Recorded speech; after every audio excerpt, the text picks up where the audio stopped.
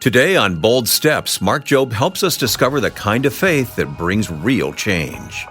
Faith believes that God is in control. Faith that knows that God is on the throne. Faith knows that God is sovereign. And it doesn't mean that trials don't come in life, but it means that we believe that God has the power to help us through those trials and overcome any trials. Faith focuses on the character and the goodness of God.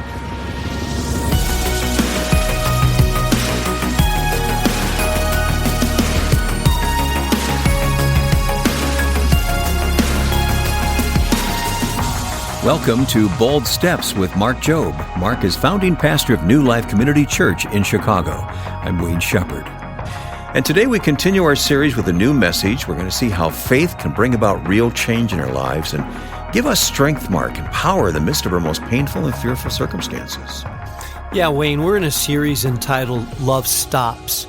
And the essence of this series is that when you are compelled by love, in this busy world, you will stop because love helps you notice the pain of others. Love helps you see where you need to stop and step into something. I know that's uncomfortable in the world that we live in, but we are challenging you to allow love to stop you in your busy life and let God use you. Well, may God speak to us now as we open to Mark chapter 5. The message, Love Stops for Change, and it starts right now. How many of you know that all of our stories in one way or another eventually connect to each other? How many of you know that all of us eventually, if we go far enough back, we're all related to one another? Because in God's grand narrative, there are dots that connect us all together. Some of those dots we don't know, but they do connect us. In this story in Mark chapter 5 that I'm about to read to you, it's interesting because the number 12 is important. A woman that's in this story in Mark chapter 5 had internal hemorrhaging. For 12 years, she had been sick. The very year that she discovered that she was sick and started bleeding internally, there was another family in another town that she did not know that was celebrating the birth of a daughter, a baby girl. On this end, this woman was discovering that she was sick. On the other end, there was a family that was celebrating the birth of their daughter, and they held her and celebrated it and let all the neighbors know. And they did not know each other, weren't connected to each other, but God knew that eventually their story would intersect. And that 12 years later, both the woman with internal hemorrhaging and the man who had a 12-year-old daughter would be in the same crowd, needing the same thing, a touch from the hand of Jesus.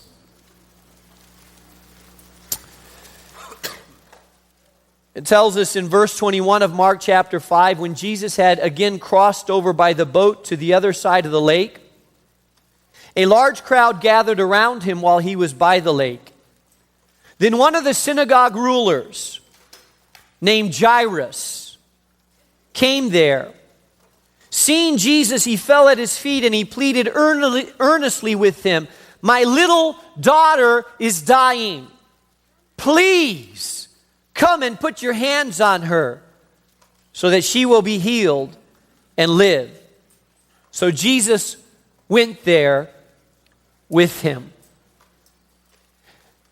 There's nothing that will cause a parent to jump into accelerated emergency mode like a child that's hurt or injured or suffering. There's nothing that would get you out of this seat more rapidly than to hear that something was wrong with your child, son or daughter. There's nothing that, hey, you can take a sweet little mother who seems pretty passive and tell her that her son is on the way to the hospital and she turns into an aggressive Chicago driver. Because there's something that kicks in when we know that a son, a daughter is in trouble. It's that maternal, paternal instinct that activates us, that gets us in that direction. I have 3 children, a 17-year-old daughter, 16-year-old son. And I have an 11-year-old son named Grant.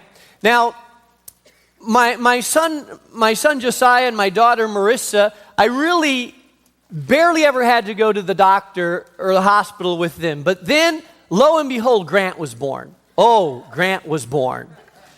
Now, when he was born, I should have known when he was born that it was a foretaste of things to come, because he was born cesarean and he had jaundice. And so the very first week of his life, I had to take him to the hospital every day to get his foot pricked and his finger, they were testing his blood. And then he slept in this little, light blanket. He had to have this light on him to take care of the jaundice. I call him my little lightning bug there, because he was wrapped in this blanket and slept there. But from the beginning, when he was 2 years old, he was in a soccer game with his older cousins and he broke his leg.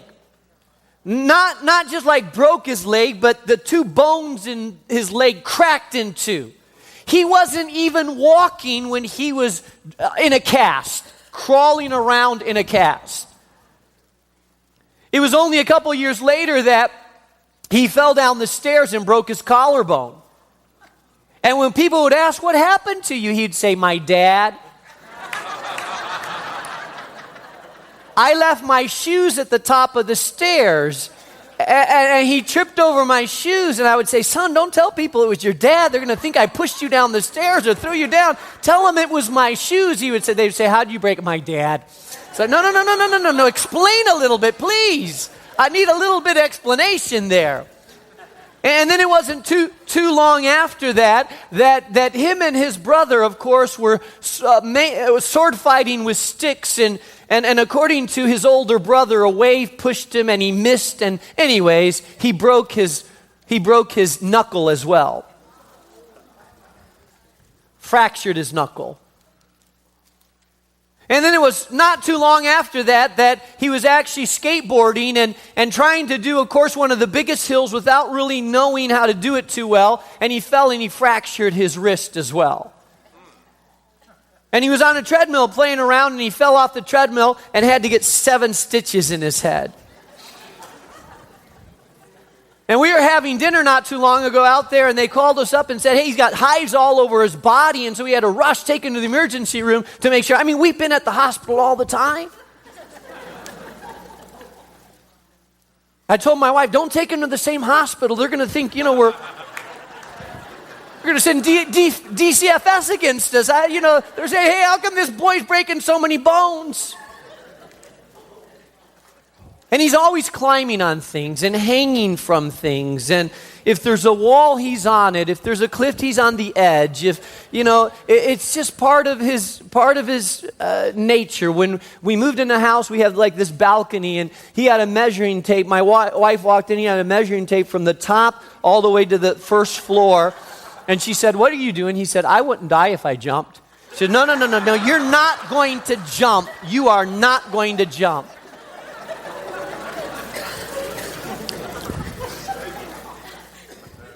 I've been tempted to send him to school with a helmet and pads, but I thought he'd look a little funny, but just so he wouldn't bang his head and get hurt. But every time he gets hurt, I don't care. I know it's been quite a few times, but every time there's a broken bone, every time there's an emergency, I still feel like I gotta be there. It's my son. How is he? I want to take him. I don't want someone else to take him. I want to be there. I want to help him. I want to make sure the doctors are doing things right. I want to make sure they don't mess up. I want to make sure he knows Dad is there. This man, Jairus, he was the head of the ruler of the synagogue, which meant that he was in charge of the synagogue facilities, and he coordinated services a little bit like a pastor would be nowadays. Had a 12-year-old daughter. I'm sure he had bounced her on his knee. I'm sure he had delighted over her, dedicated her in the synagogue like some of these folks did this morning. I'm sure he had called her his princess. I'm sure he had lit up when he saw her smile. I'm sure he had told her stories and delighted in how she looked like her mother and what she was growing up to be, and envisioned her the lady that she was becoming. But something happened. We don't know what happened. We don't know how it happened. We don't know what the extreme, but we know it was serious. The Bible says that he came to Jesus and he said, "My little girl is dying." This wasn't a casual conversation of, "Hey, Jesus, you mind dropping by my house? I'd love to have you meet my family. And by the way, pray for my daughter." No. He was desperate, passionate, fell at the feet, grabbed Jesus by the feet, pleaded with him, "Jesus, please come to my house. It's my little girl. She's dying. Oh, if you could come and touch her and put your hands, I know it'll be different. Please, Jesus, come." And the Bible says that Jesus agreed to go, and so he was on his way. As he was on his way to the house of Jairus, he was interrupted. There was a large crowd around him, and I'm sure that Jairus was saying, "Come on, Jesus, over here. Hurry, don't get distracted. Make way. There's an emergency here. Come on.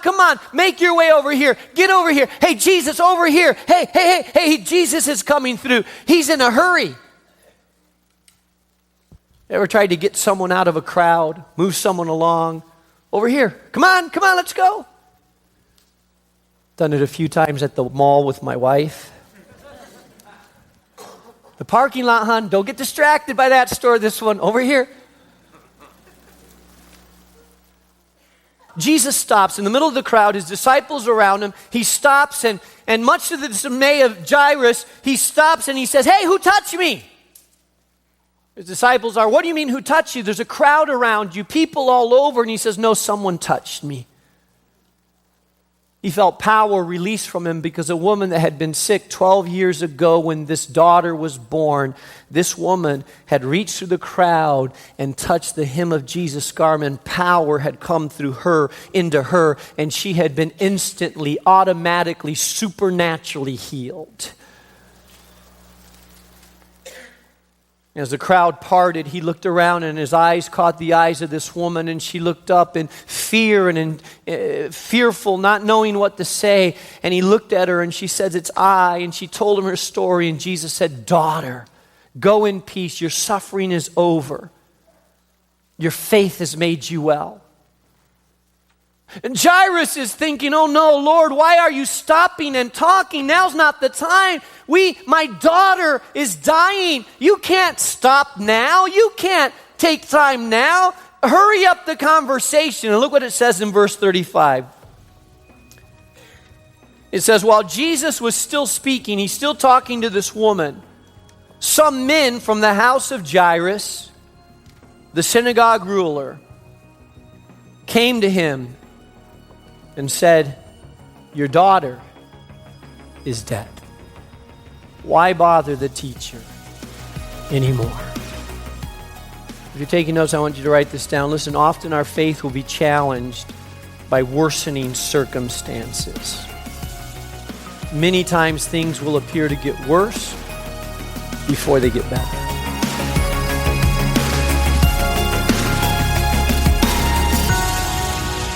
This is Bold Steps. You're listening to Mark Jobe, and we'll continue his message in a moment. First, Mark, I want to share a message we just received from a listener named Bonnie, and how we love to hear from our listeners. Thank you for contacting us. Bonnie said, "Thank you, Mark. Your words touched me today as I am dealing with a sense of betrayal and loss. Please pray for me as I'm trying to learn the real meaning of forgiveness that God wants me to have. I have never experienced this depth of forgiveness in my life. I'm trusting God to use this for something good. I appreciate you and the wisdom God gives you to help us along our way." Bonnie, thank you for sharing about your hurt, and you're not alone in this. There's so many people that have been deeply wounded, especially by people that they trust or around them.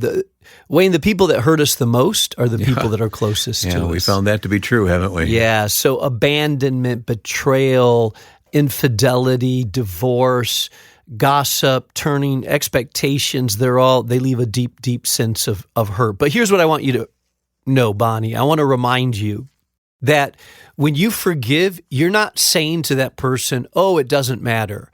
You're not minimizing what they did. You're not excusing what they did. You're not shifting it to someone else what they did. You are saying, yeah, this really hurt me, but because God has forgiven me, I'm not going to let the poison of unforgiveness stay in my heart. Right. Because, Bonnie, when you let unforgiveness just sit there, it turns into something that is lethal, and it's called bitterness. And bitterness takes away your joy. It grieves the spirit. It starts to poison your whole soul. So I want you to know that when you're forgiving, you are forgiving because God forgave you, and because you choose, I will not be a bitter, resentful individual. I'll forgive the way that God forgave me. And it's a process. It's not easy. And it doesn't mean the hurt goes away. It just means that you say, God, I'm entrusting this to you and releasing this person. So, Bonnie, may God give you grace as you journey down this pathway of forgiveness. Bonnie, thanks for contacting us. I'm sure that was helpful to you. If you have a prayer request maybe, or if you'd like to share your story with Mark, or if you'd like to tell us how God is speaking to you through Bold Steps, we would love to hear from you. You can reach us online at boldsteps.org, or give us a call and leave your message in your own voice on a recorded line by dialing 312-329-2011, 312-329-2011. Now, picking up today's message titled Love Stops for Change, here's Mark Jobe with more Bold Steps. Many times things will appear to get worse before they get better. That ever happened to you? You're in a trial. It's a tough time already. You go to Jesus, you go to God, you start getting on target, you ask God to come into the picture, you think you're getting hope now, your hope is being raised, and as your hope is being raised, then suddenly it's dashed because it gets worse instead of better. You see, life is that way. Life is not just a steady stream. It doesn't just go straight up. Life is like this, up and down. And sometimes in the middle of our trial, just about the time we think we're going to turn a corner, then things get worse and not better. But here's what I want you to know in the midst of all this, it hasn't caught God by surprise. You see, Jesus understood that he was going to stop and talk to this woman. He wasn't late. He wasn't tardy. He didn't miss the mark. You see, behind all this story, there's a story maker, someone that's orchestrating the strands of this story together, someone that is creating the opportunity for God to receive glory through this. And he stopped on purpose. And it didn't catch Jesus by surprise, the fact that this little girl had died, because God's timetable is not our timetable, and God's schedule is not our schedule. And I love what Jesus says. They come to him and they said, don't bother the teacher, your daughter's dead. Verse 36 says, ignoring what they said, Jesus told the synagogue ruler, don't be afraid, just believe. I love that. Ignoring what they said. Ignoring what they said. They said, well, she's dead. Ignoring what they said. There's no hope. Ignoring what they said. Don't bother him, it's too late. Ignoring what they said. How many of you know sometimes we have to ignore what they say? There's times where you just have to ignore what certain people are saying, because certain people have already pronounced your marriage dead and gone and hopeless, and you just have to ignore what they said. Some people have said, you will never change. You'll always be that way. There's no hope for you. Ignoring what they said. Some people have given up on your son or daughter. It's too late. They'll never change. They're always going to be that way. Ignoring what they said. There's always naysayers. They're always there. There's always people looking at your circumstances, and they're gonna speak what they see, but they're not gonna speak what we see in faith. Because what you see through the rational eyes and what you see through the physical eyes is not always what we see through the spiritual eyes. You see, there's something that's happening in the spiritual realm that the carnal eyes cannot see. There's something brewing in the spiritual realm that the natural eyes cannot comprehend. And if you walk by sight, you will not walk by faith. There's a difference between walking by sight and walking by faith. God has called us to walk by faith and not by sight. When Jesus called Peter to walk upon the water, he looked at the water and it looked like this water can't hold me up. Jesus said, "Come, walk by faith." He got out of the boat and started walking on water supernaturally, but then he took his eyes off Jesus and he looked at the storm and he looked at the waves, and when his rational mind took over and he stopped walking by faith, suddenly he started drowning. Why? Because he walked by sight and not by faith.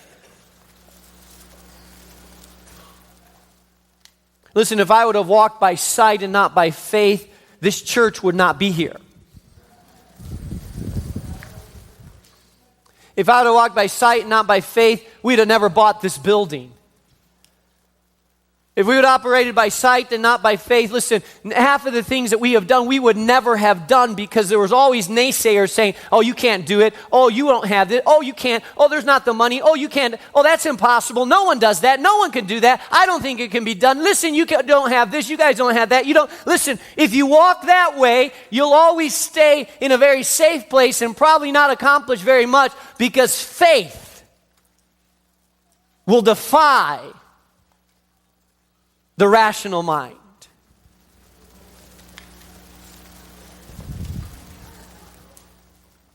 And sometimes we have to ignore. The second thing I want you to write down is this. Listen, faith is not a one-time event, but an attitude of the heart that must be maintained in the face of fear. Jesus said to Jairus, "Listen, don't be afraid, just believe."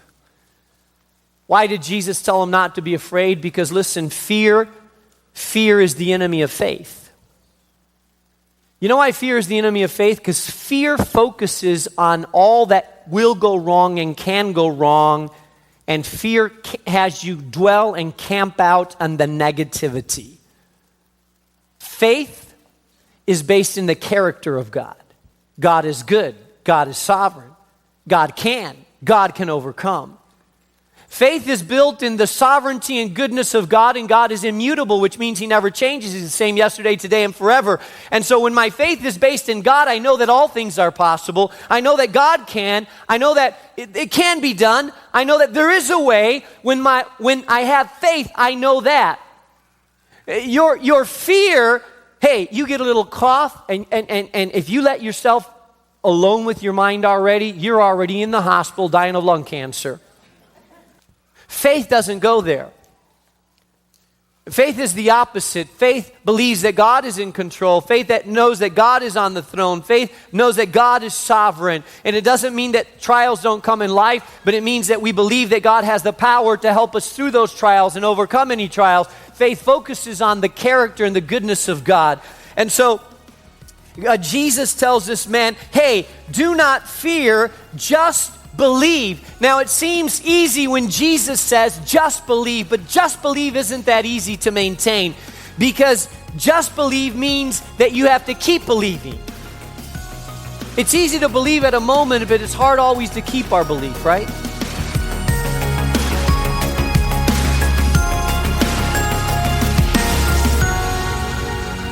And we'll continue this lesson titled Love Stops for Change when we return for tomorrow's program here on Bold Steps with Mark Jobe. If you missed an earlier lesson from our current series called Love Stops, feel free to catch up anytime by visiting our website at boldsteps.org. Mark, let's take a moment and talk with Dr. Gary Chapman, who's the author of our Bold Step gift. Absolutely, and we have Gary Chapman in the studio with us, and always great to hear his voice. Gary, you're not just giving men a theory, you're giving them a game plan. Men need a game plan, not just theory. They need practically how you do this. And for a husband listening right now who's wanting to improve his marriage, but just not sure where to start, can you give a sneak preview of how this book can help? Yeah, it will help him do two things. One, it'll help him learn how to communicate his love to his wife in a way that's meaningful to her, because what he thinks would make her feel loved is not necessarily what she knows would make her feel loved. And so I'm trying to help men understand that. It's not enough just to do what you think is natural in terms of what you're expressing. You have to learn what her love language is. That's what the book is all about. And I'm trying to help men understand that, because sometimes, we do love our spouses and we appreciate them and all of that, and we communicate it in one way, but it's not a way that's meaningful to her. So this is trying to help him be successful in what he really would like to do, and that is meet his wife's emotional need for love. Gary, you wrote a book years ago now that's just been a phenomenal success, in part because it really hit a nerve for so many couples, called The 5 Love Languages. There may be some people out there that have heard of the concept, but maybe don't know what those 5 love languages are. Can you summarize quickly what are those 5 love languages? Surely. One of them is words of affirmation. You look nice in that outfit. I really appreciate what you did. The power of words. And for some people, this is their love language.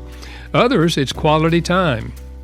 Let's sit down and have the TV off and the computer down and actually share our lives with each other.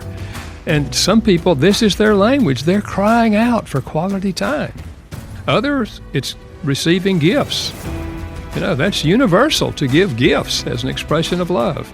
And then number 4 is acts of service, doing something for your spouse that they would like for you to do. It may be washing dishes and vacuuming floors, or washing the car they drive, or anything. But remember the old saying, actions speak louder than words? If this is their language, that's true. And then number 5 is physical touch, affirming physical touches.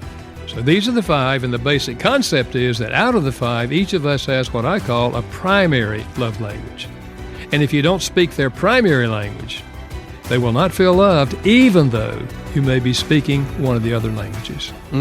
So good.